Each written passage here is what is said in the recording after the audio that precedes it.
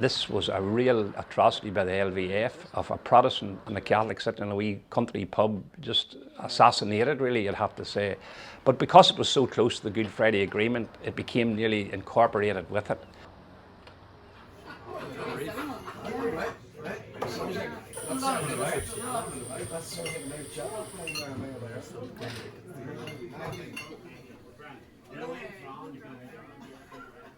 And then afterwards we heard that at some of the meetings shortly after that, Mark Durkin had talked about hitting the table and saying, are we going to let atrocities like what happened in Poyntzpass continue? Or are we just going to let this Good Friday Agreement disappear? And I'm not saying it's what got it over the line, but I'm saying it's maybe one of the contributing factors that had them get the Good Friday Agreement over the line. Poyntzpass, a wee rural village, divided by the railway and the canal into County Armagh and County Down. A very mixed village as regards religion, Protestant and Catholic. There's 4 churches, but it's a small village, 600 or 700 people, big farming area, a lot of big farmers out round it, but people have always got on well together. The railway bar Poyntzpass belongs to Canavans, has since 1885, and my great-great-grandfather bought it. He bought it as somewhere to live as well as a place to work in, and a farmland along with it. And since that, up until now, there's been Canavans behind the bar, and at the minute I'm the incumbent. Don't know if there's going to be another one after this. I can't see it maybe happening, but it's been that long in the family. I was manager of Armagh at the time, Armagh senior GAA team, along with Brian McAlinton. We were in Lurgan training Armagh on that particular night. It was a Tuesday night, and out on the pitch, this guy ran out of the clubhouse to say there was a phone call for me in the clubhouse. There was no mobile phones at the time, or I had no mobile phone at all, so I took a phone call, and it was Brian's wife, Joni. My wife, Geraldine, had rang her. Such was the roundabout of phone calls at the time to tell her something had happened in the pub. Now, Joni didn't know the details. She said there had been a shooting. So I rang home. Whenever Joni left the phone down, I rang home to see what had happened. Rang our own house, we don't live here. And Geraldine answered the phone and she says, there's been a shooting in the bar. I says, has there been anybody shot? She says, we think so. I says, has mother been shot? Because I knew she would have been behind the bar. And she says, I don't think she has been. But my heart was pounding. I just had my football gear on, ran out into the, shouted to one of the guys behind the bar, I have to go, talk to you later, or in the clubhouse. And the boys were still out training on the pitch. They had no idea what was happening. Brian had no idea either. Jumped into the car and drove straight from Lurgan straight to here. Well, it was a Tuesday night, sheep sale on across the way here. Always was a very, very busy sheep sale. A lot of people came from all around Armagh, Down, Tyrone with their sheep and went on to the late hours. People would have come in here for a drink just to pass the time. So on that particular night, it wasn't actually our regular customers that were here. It was some of our regular customers and others who were just here for the sheep sale. The car pulled up outside just after 9 o'clock, 9:15. My mother had just started her shift. There was a young girl working behind the bar, Lynn Moody, did the bar until 9 o'clock. She was only 16 or 17. Very fortunate she wasn't working, because I don't think she would have got away that night if things, the way that things turned out. But the guys come in, and unfortunately, Philip and Damien were the first 2 seated here, just behind me on the back wall here. They were sitting there, not drinking. Both were drinking orange minerals. Damien worked as a recovery driver. He was on duty that night. Philip, I never saw Philip drinking. Just come in to have a wee bit of crack. There was talk of Philip was getting married soon. Talk of Damien maybe been best man. It wasn't confirmed, but these chats were going on amongst themselves. I was told this later. There was 3 people up in the corner here, a child, a father and a mother, and a grandfather. There was a couple of guys standing along the bar. There was a guy just in there, James E. Mornahan. There was D. Allen, that's a brother of Philip's, and Alfie Allen, his other brother, was up the back. So I think D, when he seen them coming in, he was close enough to the door, he got round the door a wee bit, out of the way type of thing. And they all went up into the back part of the bar, which is sectioned off. The guys came in, asked the 2 boys, told the 2 boys get down on the ground, put the 2 of them onto the ground here. And mother, she was behind the bar, she thought it was a robbery. So she instinctively ran in through this door here, and she put off lights, hoping it would maybe scare the people that had come in to do this crime, as she thought it was going to be. Maybe they might go back out again. But unfortunately, the gunmen, McCready and McLean, shot the two guys on the ground, 4 bullets into one into the other. Then the gunmen took 3 shots at my mother, and the 3 guns hit the side frame of the door, stuck in the side frame of the door, missed her, which was unbelievable because they seemed to be pretty well trained gunmen. Then they emptied the rest of the guns into the back corner here. There was 3 people sitting here, a daughter, a father, a grandfather, all sitting here. And they'd seen the guys bursting in through the door, the terrorists, and the shooting obviously started there. And then the gunmen, after they'd fired 3 shots at my mother, turned the gun this direction, and whatever was left in the gun, fired it into this corner. But the grandfather, or the father, I'm not sure which of it, I think it was the grandfather, laid over the top of the wee girl. She was only under, I'd say 9 years of age, around that age. The bullet went through his arm. A couple of bullets went through their jackets, missed everybody, just missed everybody, and miraculously there was none of them killed. I think I counted 14 bullets that night in and around that, went round the pub, between 4, 1 and 3 and whatever it went round the rest of the place. I think it was 14 or 15. Then they dashed out through the door. Robley was sitting in the car. He was going to drive the escape car. He drove to Mill Road, Old Mill Road. And another car was there. Keys, David Keys was the driver of it. And they made their way to there, burned the car and all the clothes they had on them, or most of the clothes and things they had on them, in the car, into the other car, and away back to Banbridge. All happened probably in the space of less than 2 minutes. And my mother always said it was like an eternity. When she looked back at it, it was so quick.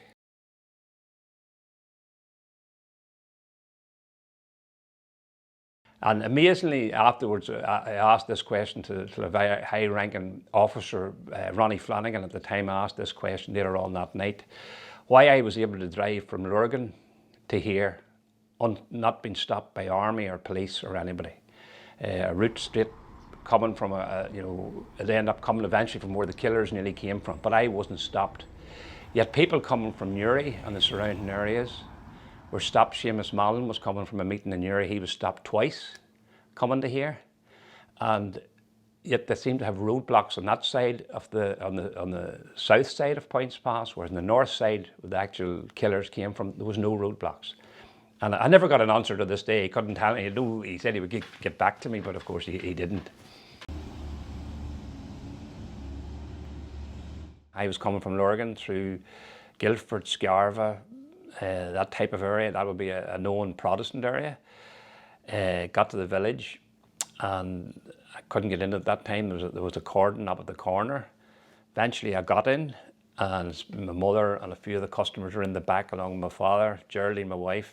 They were in there. They were in complete shock and nobody knew what was happening. I do know the parents of the 2 victims were in the bar afterwards, and I can't say who else came in just to see what had happened or see if they could help out. I know Colette Daly, nurse down below, and Martina McCarra, her neighbour next door, definitely were in trying to help, give first aid at that stage. I'm sure they'd never seen anything like that before.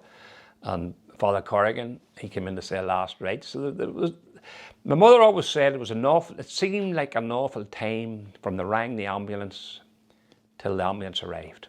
It just seemed like an awful time. And it probably was only 10 minutes, 15 minutes. But I suppose when you're sitting there looking at the lads breathing, getting less and less, you think it's an awful time. But the ambulance came, all the paramedics, and then they took over. At that stage, I think people just dispersed. Then the police obviously would have been taking over the scene as well. I'm not sure what, because I wasn't here, I'm not sure how soon they took the scene over. They would have had to been called. How long would it have been before the police came? It could have been 10 minutes, So there was a 10-minute period there of probably mayhem. Whenever I arrived, the guys were still living when they left here. Philip and Damien were both living. They went in 2 separate ambulances.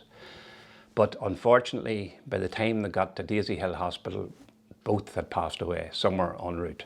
Gora Wood, they talked about, somewhere up that direction, and had passed away. Then the word started to filter through here that they were dead. And that was like you could feel a deflation at that stage. The hope was still there when they left, that possibly they may get through it. But once that came back, it was just a complete flop, really. Everybody was just worse. They were bad starting off. It made a bad situation a lot worse. People in those situations just don't know what to do. Nobody knows what to do, and this was an area where there had been no trouble. There was nobody involved in any of these gangs or IRA, LVF, UVF. There's nobody around here during the whole troubles that we knew of had been involved in this sort of stuff. And to see people killed in your own pub, it was unreal, really. It was horrendous, but nobody knew how to deal with it. How do you deal with something like that when you've never seen it before? Even you had seen it before. I'm sure some of these police officers were shaking their heads. It was only whenever the dust settled that I saw what really had happened, and I was able to view the scene exactly. Went through it along with police officers after that. Besides, my mother was very aged at the time, and she always wanted me with her whenever she was answering questions with police officers or anybody that was coming. Not that she had done anything wrong, but she just wanted a wee bit of help, I suppose, or a wee bit of comfort that somebody was there. Because sometimes police officers can ask you questions and you think you're the guilty party. And ultimately, a while after the whole thing had settled down, I kept asking the question, just like you did there, Philip, what was the motive? And they seemed to think that the LVF, who was a small enough part of the Protestant violent wing at that stage, were trying to create a big hit worldwide so that their organisation would get more notoriety or more fame. And that seemed to be the only reason that I could find, or that I ever heard coming from anybody. I'm not even sure that's the right reason, but that seemed to be the only reason that we could think of.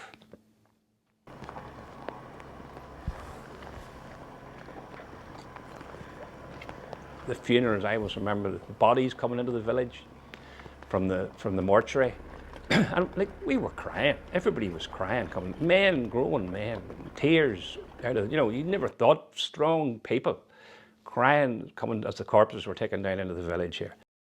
Seamus Mallon was a very, very good friend of my mother's over the years, and that night he was here, he came that night after shooting, so he actually was in here that night as well talking to mother, as was Mo Molan the next day. There was a chain of people coming here and you just shaking hands, and they were all, they were all in shock too. They didn't expect it, and the wakes were on, and Seamus went down to Allen's here just over the road here from us, and he was sitting there at the wake, and all of a sudden David Trimble walked in. And as you know, Seamus was SDLP, David Trimble was Ulster Unionist. They were the two main parties at the time. At this Good Friday Agreement, the to and fro was going between the two gays, or their parties. So Seamus just happened to say to David, what about the two of us walking up the street as a show of strength to the other family who only just live up the street and around the corner, walking distance, 200 metres. And David said, let's do it. So the two of them walked up the street, and you saw all the media following them up the street, and two people that were supposed to be at loggerheads politically were able to walk up the street in Poyntzpass together because of what had happened. Every time people talk to me from outside, they always say to me that's one thing they remember. They remember David Trimble and Seamus Mallon walking up the street together in Poyntzpass, which it must have meant something when it was in other people's views. It probably didn't mean a whole lot to us because we were just trying to get on with life as it was here, but it certainly seemed to resonate around the rest of Ireland.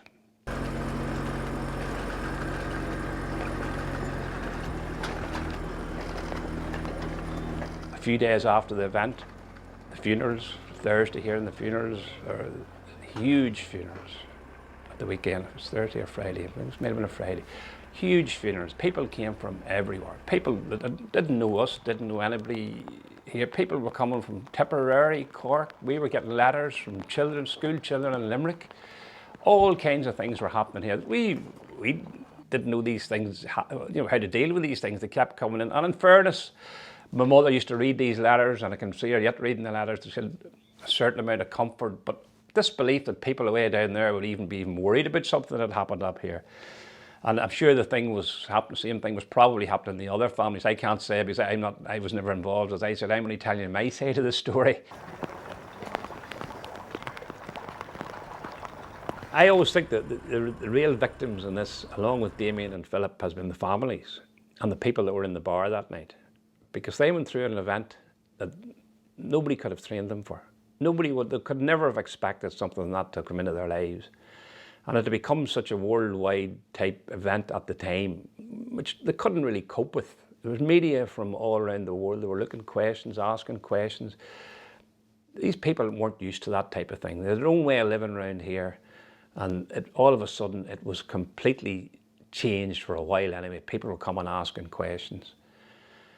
And I would say most of the people in here, I'd say all of the people in here and their families have been affected by it. You know, after we got back into the bar, a few days later, there was blood absolutely everywhere. You know, it was a horrendous scene even after the event, after the police had did their work as well. I like to see come in and, you know, whenever I got back in again, had taken the bullets, but the 3 bullet holes were up there. The blood splattered out over the wallpaper, on the floor. It had hardened obviously over the few days. It was a horrendous sight. But that was really nothing compared to what the families were going through of the 2 guys that had been shot and the other people that were in the bar as well, because it was a traumatic experience for them all. And, you know, I think every one of them that I know that was in the bar that day were affected to the day they died, and their families as well. Though they were the real losers.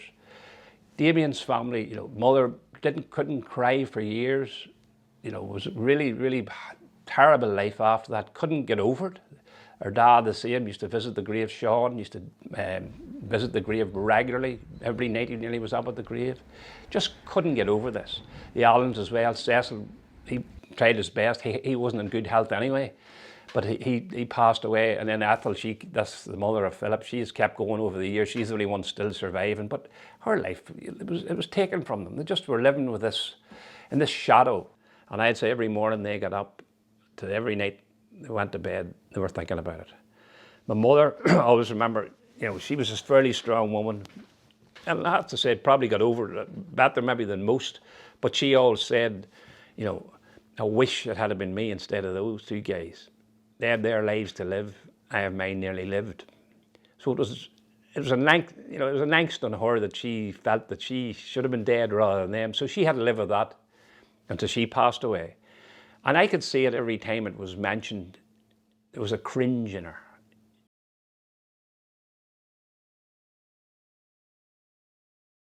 The bar was closed, obviously, and talking to mother, what are we going to do? What's going to happen? And I spoke with Cecil Allen, that was Philip's dad, and he said, look, you know, after a week or so, it just wasn't that week, probably the following week, and he says, look, you have to open up, have to go on, you know, the thing has to go on, life has to go on. And we opened up then, and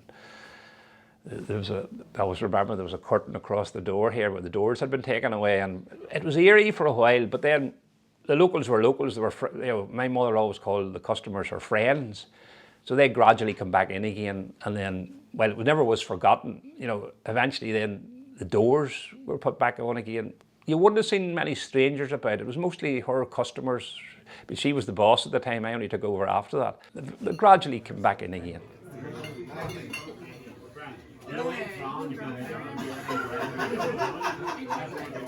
The guys were convicted. It had to be one of the worst trials ever. They just sneered back. I was at practically all the sessions in the court, sneered back at the families.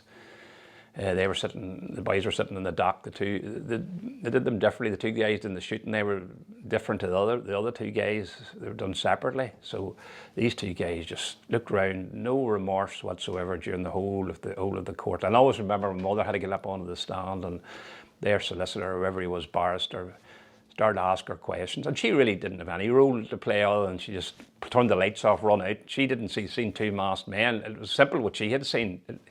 And this barrister started to barrage her a bit, and the judge says to her, I'll never forget this, Mrs. Canavan, take your time. You're not on trial here. If you don't know the answer to something that this guy asks you, just say to me, I don't know, Your Honour. Don't be trying to make up anything that's not right, or don't feel you're under pressure to say something. Just say, I don't know, Your Honour. And she told me afterwards she never was as glad to hear her mum saying something down her life, because she was shaking in her boots. She was shaking, get up. Like, she was put through the trial, you know, more so than the two guys that were on trial. They didn't care less, because they spent their while in remand, and then Good Friday Agreement came, they were let out. I would say probably 6 months, I don't know how long, and there was no justice there for the families. I'm sure they feel the same. To this day, I see people coming past on the towpath here, looking over, taking photographs. You know, it became so famous back in the day that it's nearly, on the towpath there, it's nearly like a historical place. But it's not a thing that we would talk about much. And now the 25 years coming up, there's not much talk around our village here about the 25 years. The whole talk is in the media and the Good Friday Agreement, and that's really where it's all coming from.